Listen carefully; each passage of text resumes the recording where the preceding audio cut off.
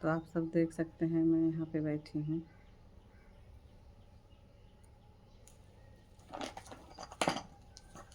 बहुत गर्मी है, लाइट चली गई है।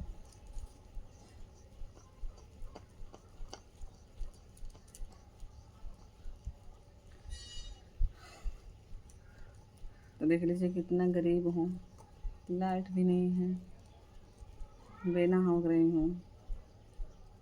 मैं बहुत परेशान हूँ दोस्तों, मेरा खूब ज़्यादा सपोर्ट करिएगा, भूलिएगा नहीं। देखिए कैसी बैठी हूँ पागलों की तरह।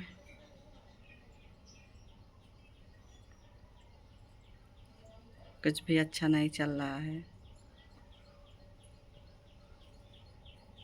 दोस्तों, आप सब मतलब बताइए, देखिए।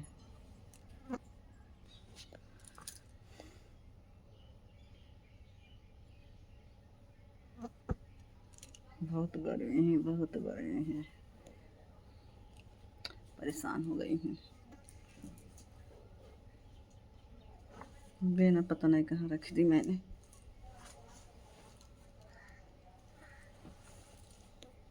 यहाँ पे है।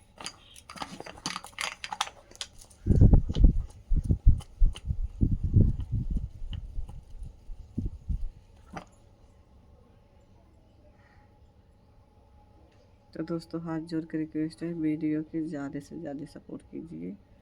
तब तक आप देख रहे हैं सुजीता भोजपुरिया।